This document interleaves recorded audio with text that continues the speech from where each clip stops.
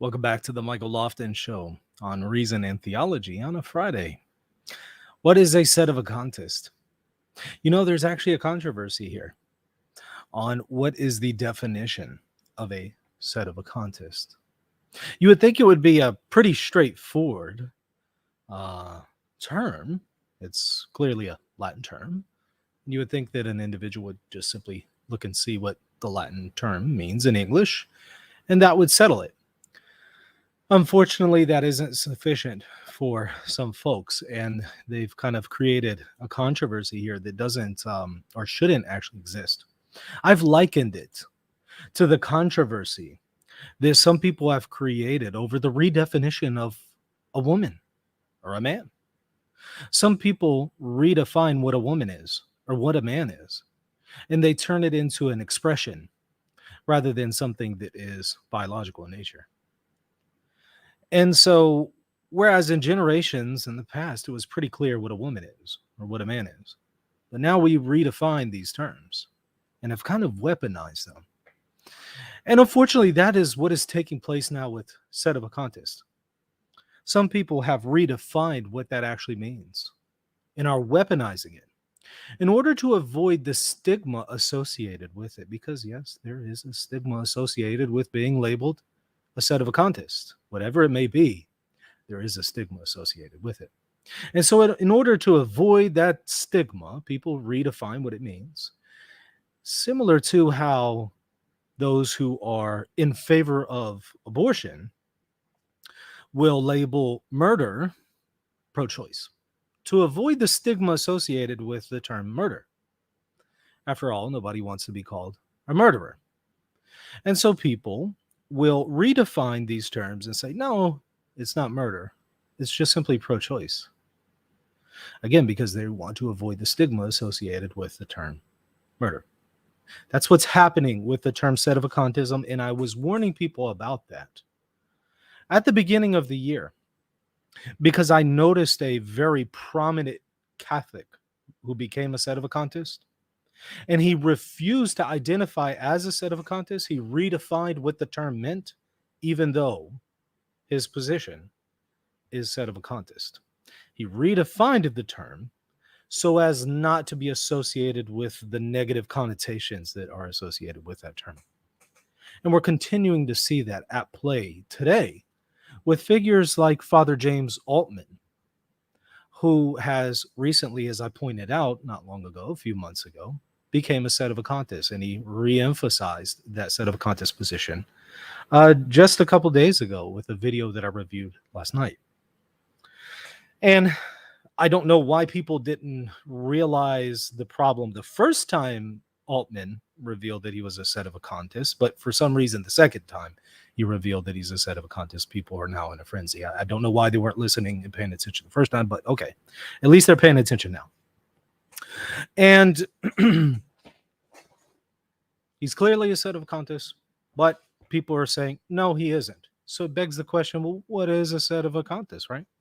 Okay, let me share my screen so you can kind of see this phenomenon taking place. So I'm not just making this up. This is actually incredibly prevalent. I'm seeing it very often now. I'm going to share my screen, show you a tweet here very briefly. You should be able to see it now. Altman doesn't reject the other conciliar popes, that is, the popes from the time of John the 23rd unto Benedict the 16th. So Altman doesn't reject the other conciliar popes as popes. Therefore, he is not a sedevacantist. Now, watch what just happened. There's a bait and switch here. There's a redefinition of what the term sedevacantist is.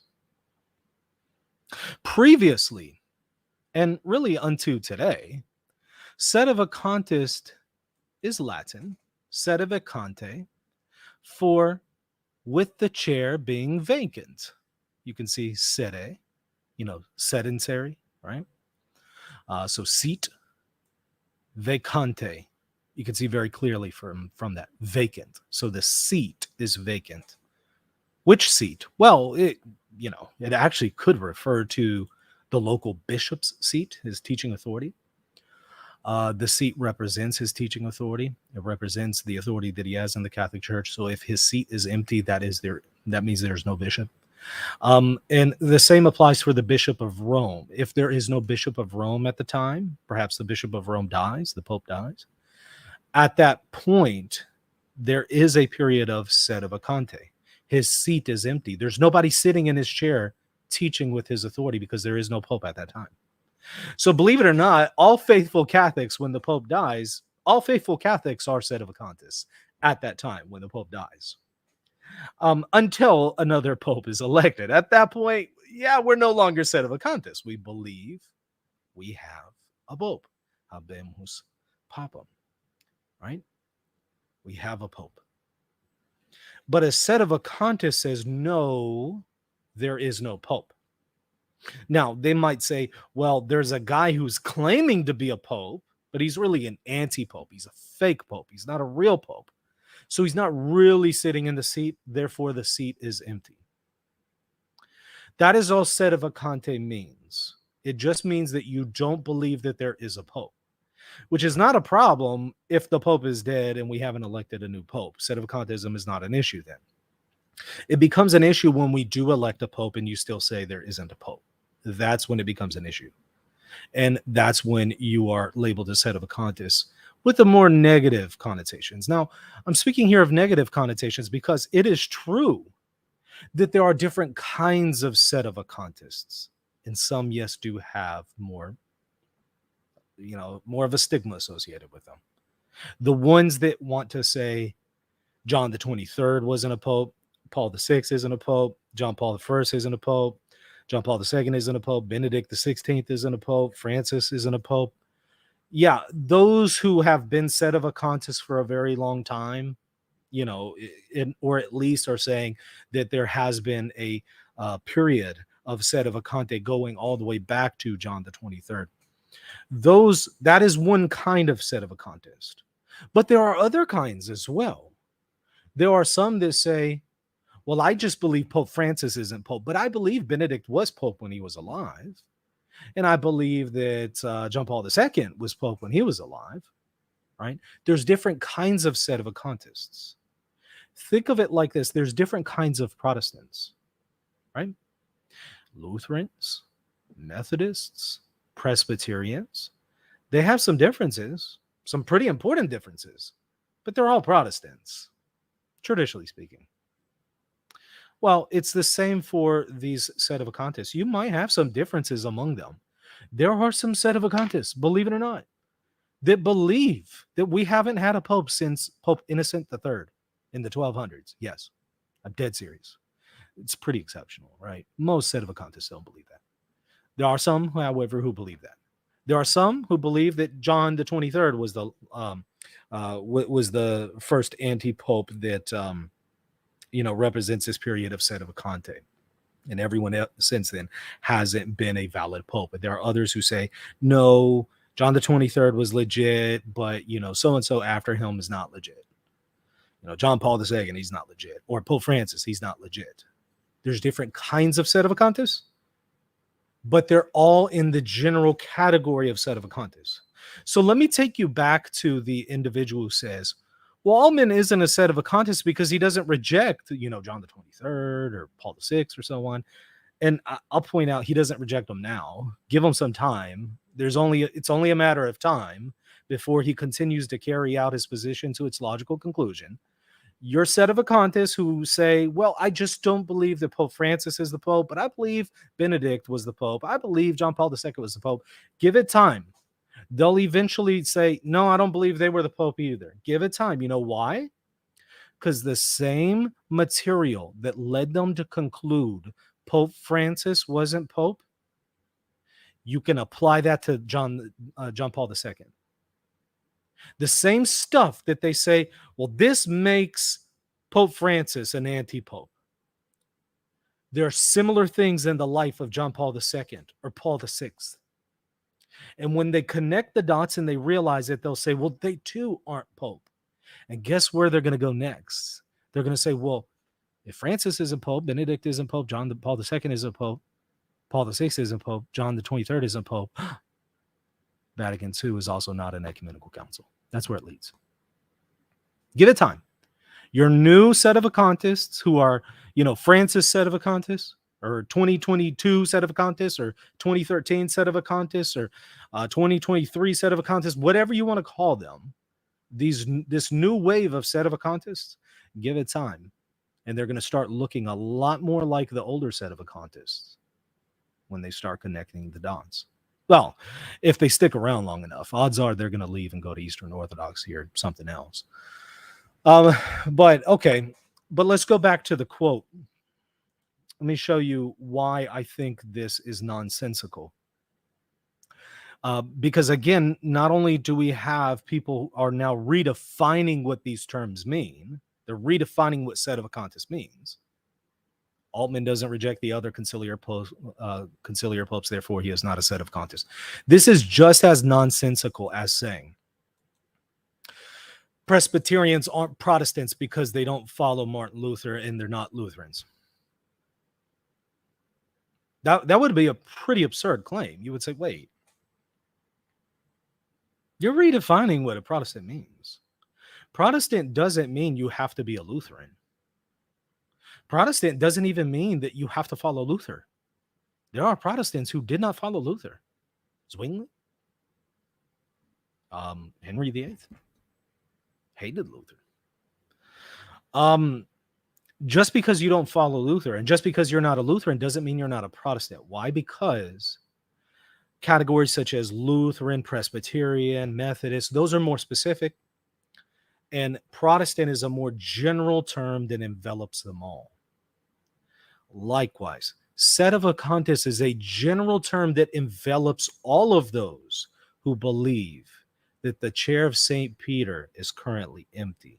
It just so happens that there are also some people in this very broad category who not only don't believe that Pope Francis is the Pope, they also believe that Benedict wasn't the Pope, John Paul II wasn't the Pope, and so on. There's different kinds. It's like a large, broad denomination. There's no one particular kind of Sedevacantists. They're not organized, most of them. They're not organized as a group. It's a bunch of small groups and factions that are divided. Most of them don't even have bishops. So it's really hard to even see them as an organized group because they don't even have a bishop in many cases to surround themselves with. So it's like a bunch of fringe, tiny Protestant groups who also lack bishops. Think of some of your really fringe Protestant groups, really small in number. It's easier for them to fragment because they don't have a hierarchy and they don't have a structure. That's kind of how the Sedevacantists are. But they're all in this broad category of Protestant, right? And one way or another, they trace their roots in the Protestant Reformation. In one way or another, directly or indirectly. Okay, so that's what a Sedevacantist is. And so it's either ignorance or it's people being disingenuous when they say, I'm not a Sedevacantist, but they literally are saying, but the chair of St. Peter is empty. Excuse me. The chair of St. Peter is empty in Latin means sedevacante. You're a Sedevacantist if you adopt that position. If you say Pope Francis isn't the Pope, and you're not saying, well, so-and-so is the Pope, then you're by definition saying the chair of St. Peter is empty. You're by definition a Sedevacantist. But again, some people are wanting to redefine that term to avoid the stigma associated with it, because there is a stigma associated with those who have been rejecting Vatican II and John Paul II and John the 23rd. There's a stigma associated with some of these new converts to Sedevacantism. They used to be the people who were ridiculing those older Sedevacantists. They used to be, some of these people who have recently become Sedevacantists were the ones who were fighting against the older Sedevacantists. So they don't like to be mixed in with them, so they redefine terms. But it's disingenuous to do so.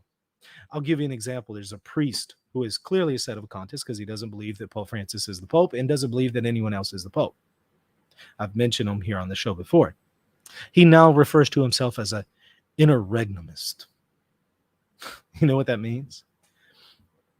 It basically means between papacies, between the reigns of two popes. Okay, now think with me here, right? Between the reigns of two popes. What do we call that? What do we call that in the Catholic Church? You can call it an interregnum period. Sure. What's another term for it? Sedevacantism. That's the other term for it. It means the exact same thing. It's the exact same thing. It's a different word, but it refers to the exact same phenomenon. Between the reign of two popes is a period of sedevacante. We all concede that. Again, every faithful Catholic, when the Pope dies and the new Pope hasn't been elected, every faithful Catholic is a sedevacantist. So in that interregnum period, it is a period of sedevacante. It's the exact same thing. But again, to avoid this stigma associated with it, and to be able to say, I'm not a sedevacantist, so as to pull the wool over people's eyes, to hoodwink them, to make them think, oh, this isn't that bad, to make it more palatable, they'll redefine these terms, or they'll just use other euphemisms. Interregnumist. I'm an interregnumist. Yeah, the liberals do that too. Yeah, I'm pro-choice. I'm not pro-murder. I'm pro-choice. They redefine terms to make it more acceptable, but at the end of the day, it's the exact same thing. And I don't respect people who can't be open and upfront with people about what they believe. And they have to be evasive, and they have to redefine terms. They now want everyone else to redefine what words mean to accommodate them. I'm sorry, but we're not going to do that. When people want us to redefine what a woman is so that we can accommodate their problems and their disorders, that's not going to work. You're not going to make everyone in the world have to now redefine what a woman is and now use pronouns that are incorrect. Everybody else has to participate in a delusion now because one person doesn't want to accept that they have adopted this position. That's the exact same thing, an exact same strategy with the radical traditionalists who have become sedevacantists, but they don't want to say that they're sedevacantists, and don't you dare call them a sedevacantist. They might even threaten legal action against you. Don't you dare call them a sedevacantist. Kind of like the liberals, don't you dare call somebody who actually is a man if they identify as a woman. They might even threaten you legally too. You know, a man who identifies as a woman, if you call him sir, you might get sued. Well, oddly enough, some of these radical traditionalists who have become sedevacantists are starting to look like their radical liberal counterparts who kind of do the exact same thing. They redefine terms. They want everybody else to participate in their delusion, redefine what these things mean, and coerce you into that delusion. And if you don't accept it, then they start making threats. It's not okay when the radical progressives do it. It's also not okay when the radical traditionalists do it. That is when they become sedevacantists. So I hope that kind of helps settle the question. I actually had a person accuse me of being disingenuous earlier. You know why? Because I actually gave him the real definition of sedevacantist, and I didn't participate with this delusion of redefining what a sedevacantist is, and I'm now disingenuous. It reminds me of a man who's actually a man who identifies as a woman. You call him sir, and he says, you're being disingenuous. I'm clearly a woman. Well, I'm sorry, I'm not going to participate in this delusion. We don't all have to redefine terms now to accommodate you because you're reluctant to admit what you are. Just admit it. Just be upfront with people. And if there's stigma associated with it, okay, we'll change that.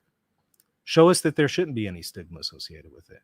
But don't force us to all now redefine terms because you want to hide in the shadows of ambiguity.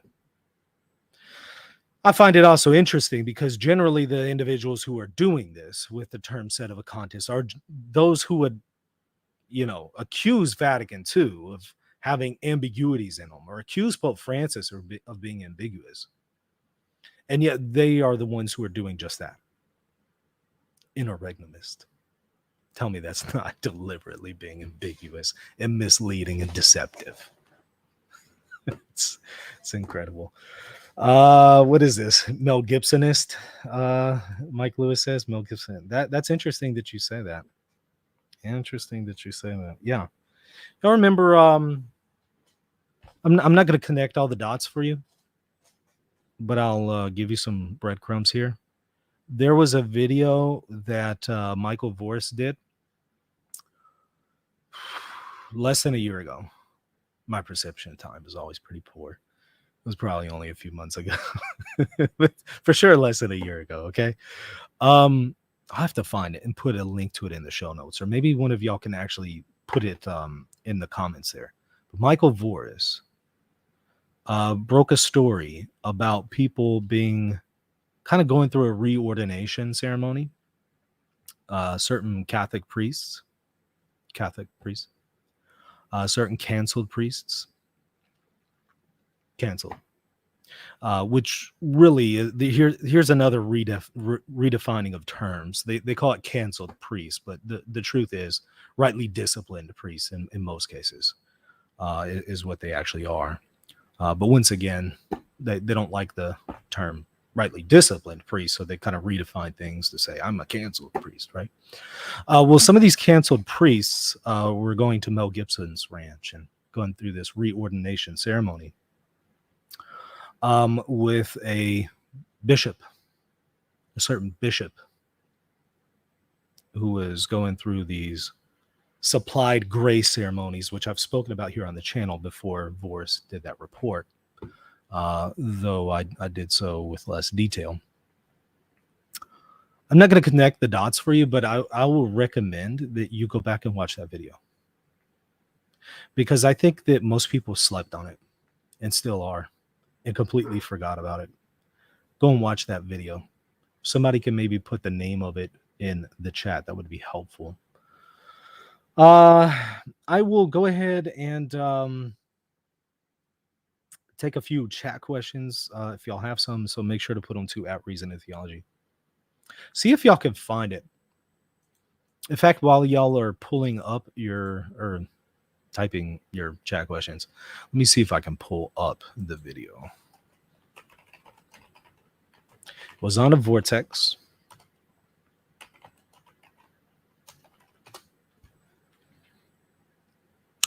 Here we go. 6 months ago. All right. My perception of time, again, is not the very best, but I knew it was within a year. Okay. The video is called Mel Gibson's Priest. And you know what? It's only 8 minutes long. Let's watch it together while y'all are putting some questions there in the chat.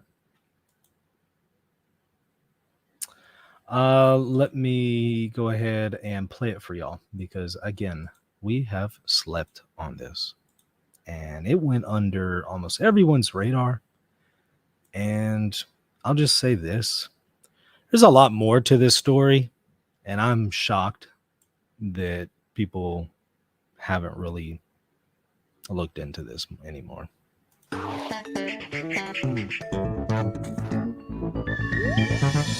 Hello, everyone, and welcome to The Vortex, where lies and falsehoods are trapped and exposed. I'm Michael Voris.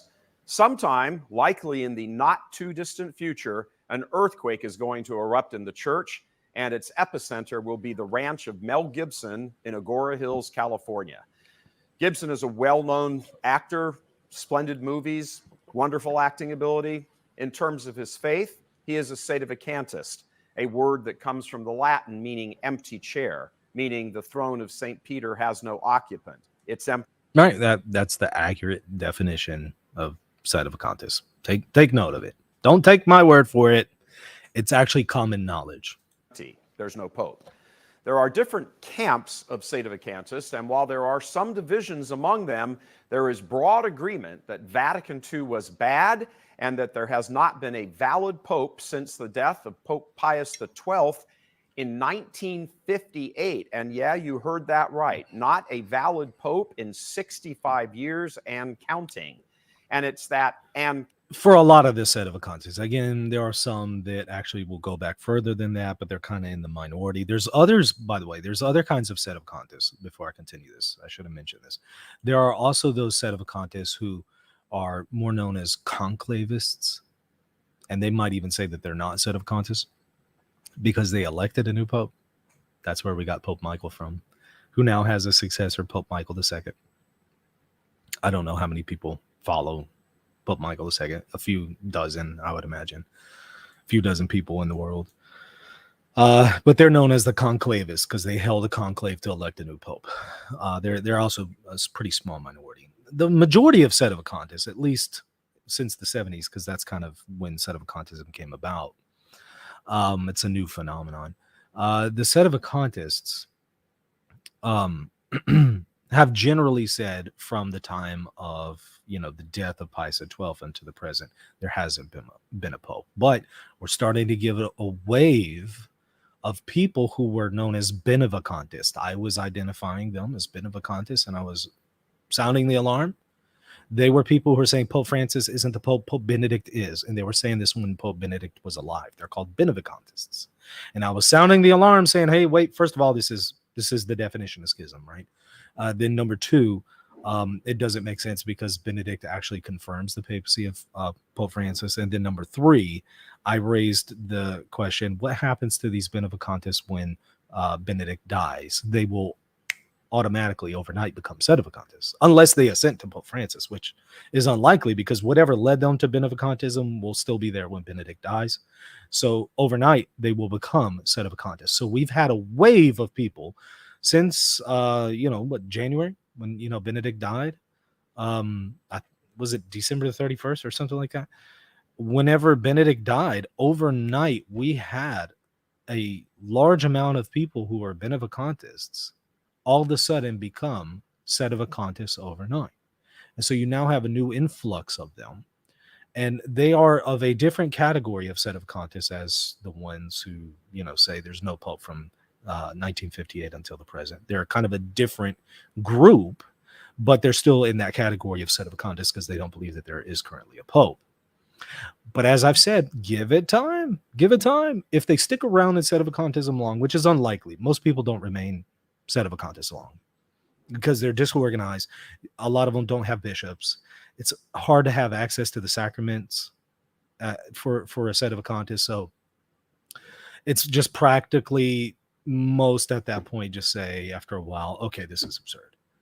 And so they start looking into Eastern Orthodoxy or something like that. But give it time. These new converts to Sedevacantism that we're seeing lately. Vigano, Altman, Father David Nix, among others, give it time. And if they continue to connect the dots and look into previous papacies more carefully, they'll say, you know what? The same stuff that led me to believe Pope Francis isn't the Pope, I see with John Paul II. So you know what? I think that, these other guys got it right. Vatican II was wrong. All these other popes after Vatican II were wrong. Give it time. They'll end up becoming a lot more like some of the older Sedevacantists. But let's continue with the video. Share my screen. Okay, you can see it now. Counting part that is becoming a problem for some sedes. It will come as no surprise that at least some Sedevacantists do not accept bishops ordained in the Latin Church under the completely revised rites after Vatican II. This inevitably leads to a sede priest personnel crisis.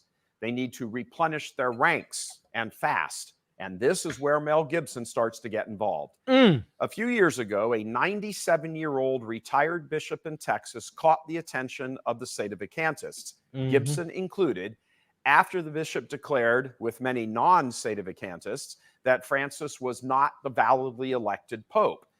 In 2020, Gibson met with this bishop, who claims that he was consecrated in the pre-Vatican II rite of ordination. Therefore, if he ordained a priest, that priest would fit the bill of not being a Vatican II priest and thusly be validly ordained. In January 2021, the then 97-year-old retired prelate was at Mel's Ranch. There, the bishop provided an affidavit to Gibson, sworn to January 21st, 2021, before a California notary public. Church Militant has the name and the commission number of the notary. And so that those who are concerned with this understand we do have all that. By the way, I can corroborate everything Voris is telling you. I can corroborate it, every single bit of it. So I know for a fact, this is not hearsay. This is not gossip. I can personally corroborate everything that you're hearing in this video. Information in our possession, we will reveal that the notary's commission number begins with 22-17. The affidavit maintains that he had indeed been consecrated a bishop in the Old Rite in 1972. Prior to this event at Mel's Ranch, various notable canceled priests. And I know who they are. Most of them by name. Not going to say who they are right now, but I suppose that will come up at some point. That will come out. Had been quietly approached either by Gibson or an associate of his and asked, "Are you satisfied your ordination was valid?" Or a very similar question. Very similar question. Depending on the answer, these priests were led into a sacramental morass with the arrival of 6 priests in Gibson's private chapel in January 2021. There, the retired bishop went through with these priests a, quote, supplying of services ceremony. It involved certain parts from the old rite of ordination that had been removed after Vatican II being said over these priests. On its face, this ceremony appears pretty innocuous. However, it is, and here's the point, totally foreign to the church's understanding of the sacrament of holy orders. And it depends on the faulty theology that I've been refuting for several years now, and that is that some particular missals and some particular liturgies actually offer more grace than others. Why do it if you don't question the liturgical reforms of Vatican II or doubt the Reformed rite of ordination? Given the context of Gibson's Sedevacantist views, that it was done at his Sedevacantist chapel with an elderly bishop who seems to believe Francis isn't the Pope. And I know who that bishop is. And there have been some developments with him since this video. The ceremony is at least highly suspect. It gives the impression that these priest ordinations were somehow deficient, but have now been corrected. A similar ceremony was held a second time later in 2021 with other priests. Church Militant knows the identity of several of these priests, but we are withholding them for the moment, as we expect this story will have larger ramifications with their bishops, not to mention the retired bishop who was involved. And, you know, maybe Church Militant at one point or another is going to say who they are. Maybe I'll say more about it whenever they reveal the names. I know who they are, but I'm not going to say anything at the moment. One or more may regret their actions, for example, and wish to recant. It's not entirely clear if each of the individual priests actually understood what they had submitted to, whether their original ordinations were somehow defective. Church Militant has direct knowledge of some individuals, and we have spoken with some of them who have alerted the hierarchy. Rome is also aware of what happened at Gibson's Ranch, as are at least 2 of those priests' diocesan bishops. Whatever backroom and canon law issues may be at play, it is possible that this supplying of services ceremony is now at play in their cases before Rome, and may be the reason some of them might be kicked out of the priesthood. To question or laicized, yeah. instill doubt about the validity of one's own ordination because it was done after 1958 is a grave matter. The church simply cannot have priests walking around doubting the validity of their own ordinations so much so that they would participate in some kind of ceremony or ritual manipulated by a Sedevacantist celebrity. This story is not merely about the sacramental validity of individual ordinations, but of questioning the church's right of ordination itself. This kind of stuff is not terribly unlike what the schismatic SSPX group does in many cases when a priest comes to them and wants to join up. They conditionally ordain him into the schismatic society under the guise of being just sure, just in case your ordination wasn't valid. Suffice it to say, this is the root of schism, its evil consequences and bad fruit, that the sacraments themselves, not just whether they are licit, but doubting then whether they're even valid. For almost 2 weeks, we have been pounding the drum about schism and the massive danger it poses to the peace and well-being of the church. We've been doing this in build up to this story, as well as some others that we're going to be revealing in due course in short time. For example, we have come to learn that these canceled priests are not the only canceled priests or group of canceled priests who have been to Mel's Ranch. Those who understand what is meant by that shout out is for you. What is in the process of forming right now in various places, more on that in upcoming episodes, is a type of underground church that will not be valid or legitimate, but will move about as quietly as possible, undermining communion with the authentic church. It will be the poison of a schismatic mindset that has been allowed to fester in the church for decades by reckless, wicked, and uncaring cowardly bishops who allow any evil on the right or the left to gain traction. The world is in crisis because the church is in crisis. Loyal sons of the church must step forward and now become involved in this and put an end to it, all of it, by exposing it. What will be commonly understood as secret reordinations, valid or invalid sacraments flowing from them, jurisdictional control of the church, the role of the clergy, what side people are on, which side is right, who the pope is there a pope? If so, how do you know? All of this, these dilemmas threaten the very life of the church as we have come to understand that, and all of this must be brought out and corrected for the good of the church's unity and the respect for the authenticity of the holy sacraments. Mm-hmm. Again, I'm not going to connect the dots for you, but that should give you some stuff to work with there. I'll also say a couple other things moving on from that particular subject. I know of one bishop in particular, not going to say who it is, but he does have a following who is illicitly ordaining, contrary to canon law, illicitly ordaining priests and deacons. I know who he is, when he's done it, that he's done it multiple times, what parish or what location, I should say, he did it at. And I'll just say this.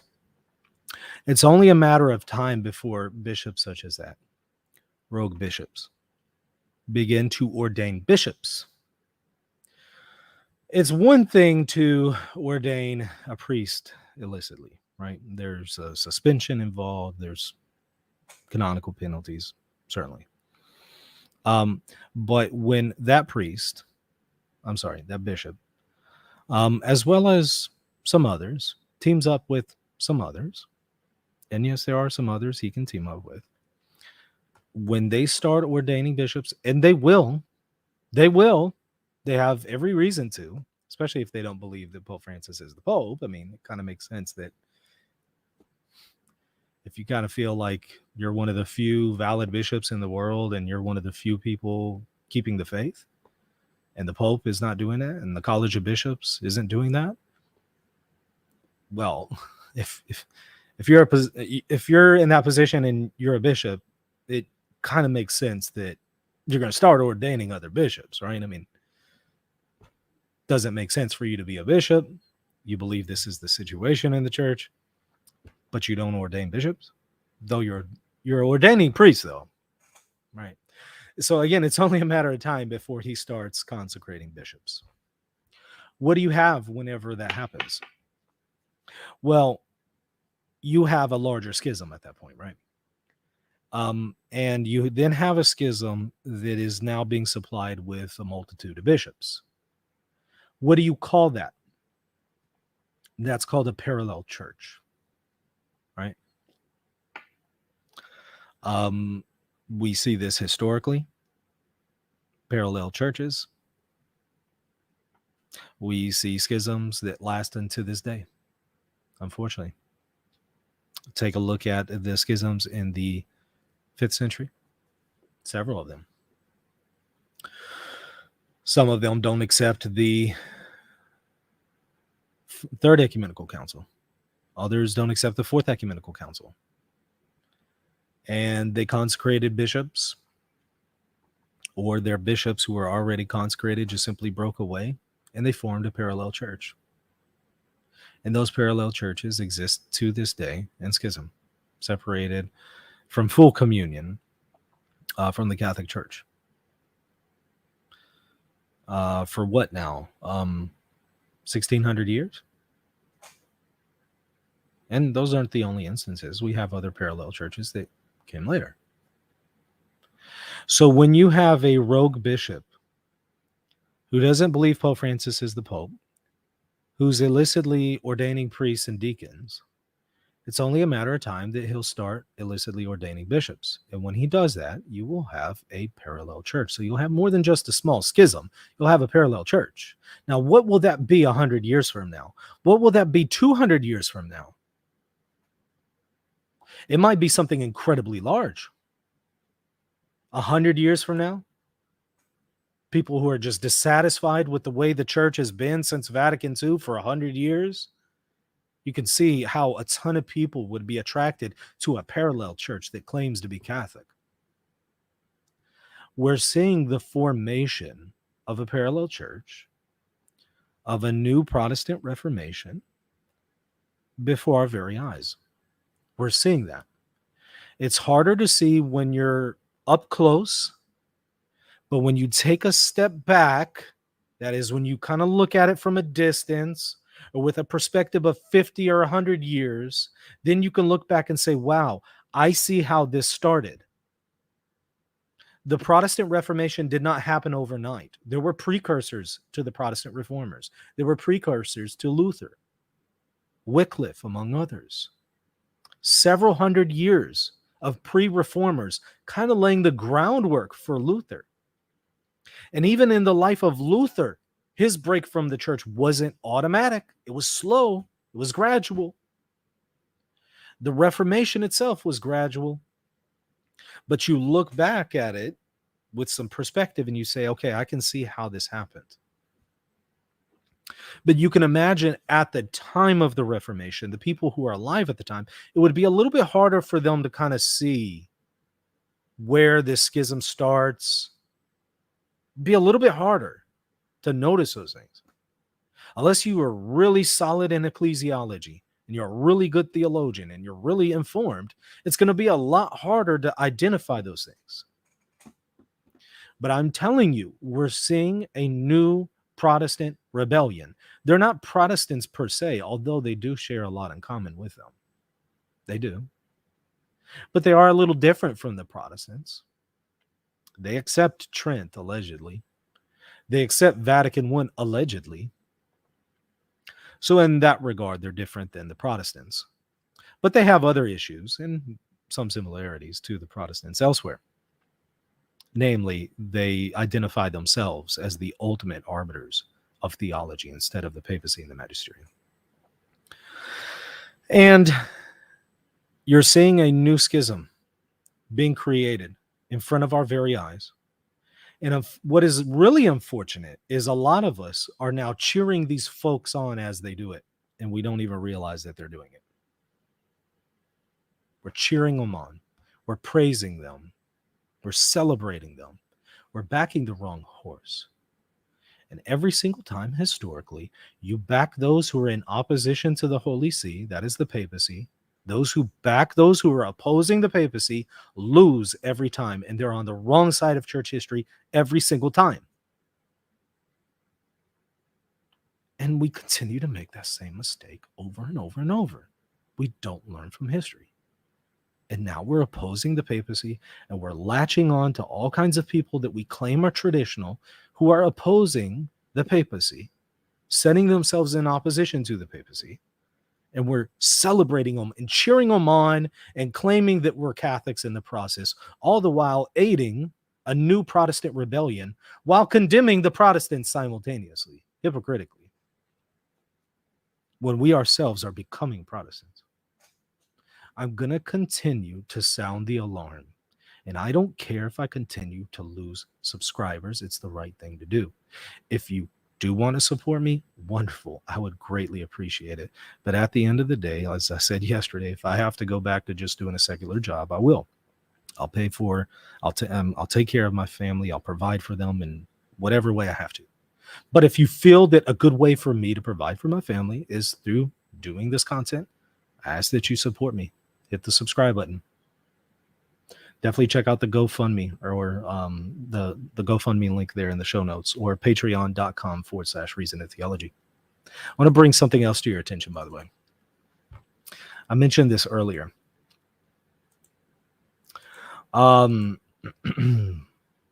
brought this up on Twitter, I believe. Yeah, Twitter, and I think also on YouTube in the community post section. Father Matthew Schneider says, I just got off the phone with Father Woodrow Pace, the vicar for clergy of the Diocese of La Crosse, which is where Altman is from, right? He informed me that Father James Altman was under a diocesan decree not to present himself publicly as a priest, such as wearing clerics in public or on YouTube videos. So this decree, this diocesan decree, somebody corrected me on my pronunciation on that earlier. Fair enough. I say diocesan, but that's fine. Diocesan. It's going to take me a little while to get used to that. Diocesan decree. That's been in place. And obviously he has been ignoring it and has still been presenting himself as a priest, all the while preaching sedevacantism and preaching hate, frankly, as I showed yesterday. That's unfortunate. This is not the way of a Padre Pio. Even when Padre Pio was unjustly treated, he still followed his bishop. And he was vindicated. But Martin Luther, who had some legitimate concerns, did not listen to authority and rebelled against authority. And we're still dealing with the consequences of that today. This is not the way. He was warned not to present himself as a priest, and yet he still has been. I don't know what all the circumstances are behind this. I don't know if more is coming down the pipe. I don't know if he has been laicized already or is going to be laicized. I don't know. But I don't imagine things are going to end well whenever you say that Pope Francis isn't the Pope and he's a viper and you want to see him burn in hell and all kinds of things like that. I don't imagine that one's canonical situation is going to be regularized or rectified, right? I'm pretty sure Altman was appealing his bishop's decision in Rome, and pretty sure that either isn't going to go well or didn't go well in light of the things he's been saying about Rome, right? Don't know, but I imagine we're going to be finding out more about this pretty soon. So I would keep an eye on the Chancery of La Crosse and see what they say. Somebody asked me, has Bishop Strickland commented on this? I thought, that was an interesting comment or a question. I haven't seen anything. Maybe he has. Maybe he has. I don't know. I haven't seen anything. And maybe he's going to. Maybe he will. I sure welcome it. I would love to see Bishop Strickland comment on this. I highly encourage him to do that. I welcome that. I also encourage Cardinal Burke to comment on this. Specifically Burke, because Altman has been praising Cardinal Burke specifically as, one of the few people out there who is not among the condemned who are on their way to hell, as we saw in the video yesterday. Altman sees Cardinal Burke as, he's one of the few. Well, I hope Cardinal Burke comes out and makes it very clear that he does not support Altman's Sedevacantism. And everybody else that Altman has been propping up and claiming is on his side, now that he has been explicit multiple times about his Sedevacantism, I hope they also come out and say, hey, yeah, no, I don't agree with you on this. I don't agree with you. But I'll say this. Note who doesn't comment on this. Pay attention to who doesn't comment on this issue. Pay attention to who is silent about this issue. That will speak volumes. The people who don't comment on the Altman issue. And you can't tell me they don't know about it, because it's all over social media right now. Everybody knows about Altman's video 2 days ago. It's all over. This is interesting from Mike Lewis. Fun fact, Burke was Bishop of La Crosse when Altman was accepted into seminary. Well, I look forward to Cardinal Burke coming out and distancing himself from what we've seen from Father Altman. I look forward to that. I welcome that. I'd love to see that from Cardinal Burke. Certainly he will do that, given that you now have a Sedevacantist who is citing you constantly, frequently, as somebody, on his side. Well, let me put it this way. If, let's say there was some Satanist out there who was getting on YouTube and in front of hundreds of thousands of people or something, and was saying, all these Christians, dirty Christians, I hate them. But that Michael Lofton, I love him. He's the best guy ever. If there was a Satanist who was saying something like that, I promise you, within 10 minutes, you'll see me get on YouTube and make it very clear. Yeah, no, please don't bring me up again. I'm not supporting you. I'm not backing you up.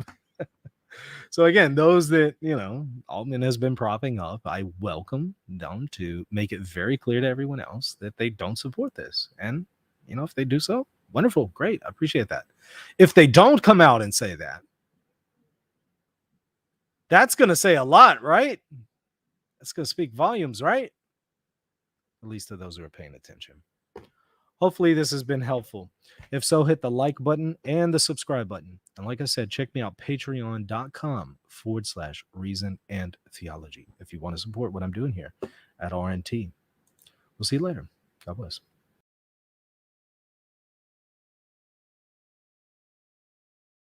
Hey everybody, just wanted to tell you about my new free ebook, Church Chaos, Biblical Insights for Confused Catholics.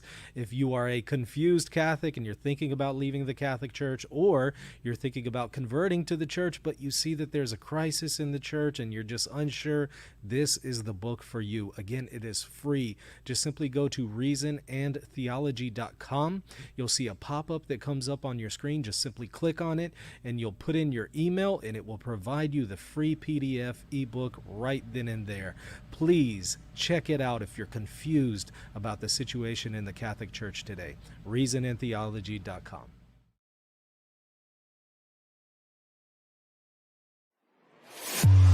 If you're looking to buy or sell a home, office, or any kind of property anywhere in the world, you're going to want to call Real Estate for Life, and they're going to connect you with a Catholic agent. Now, that agent will donate a portion of their commission upon sale, and Real Estate for Life will donate 75% of that gift to a pro-life organization at no cost to you.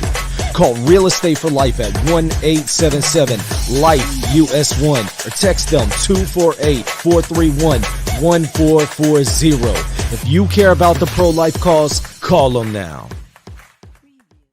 Hey, thanks for watching. Don't forget to hit the like button and the subscribe button. See you next time.